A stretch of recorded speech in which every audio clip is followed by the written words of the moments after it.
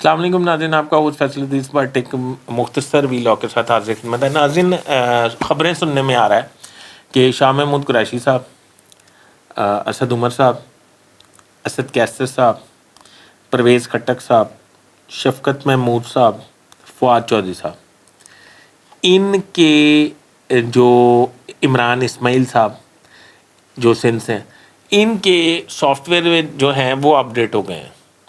اچھا، اب ان پہ کام یہ کیا جا رہا ہے کہ یہ ان میں سے تحریک انصاف کی سربراہی کون سنبھال سکتا ہے اور ایک کنگ پارٹی کو کون چیئر کر سکتا ہے۔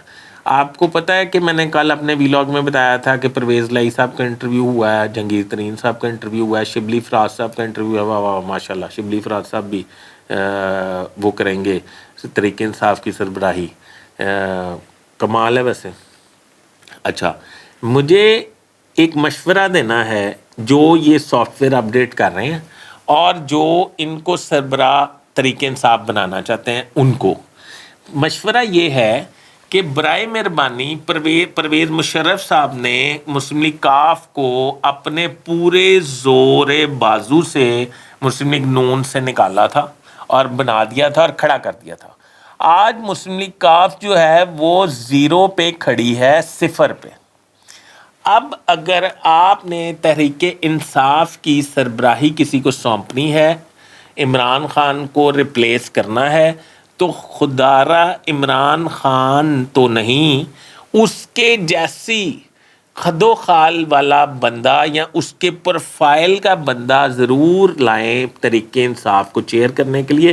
نہیں تو یہ وہ لوگوں کی فہرست ہے جو اپنے حلقوں میں سے تحریک انصاف کی ٹکٹ کے بغیر نہیں جیت سکتے، وہ جہانگیر ترین ہوں، وہ پرویز لائی صاحب ہوں، وہ شاہ محمود قریشی صاحب ہوں، وہ اسد عمر صاحب ہوں، وہ شفقت محمود صاحب ہوں، وہ پرویز خٹک صاحب ہوں۔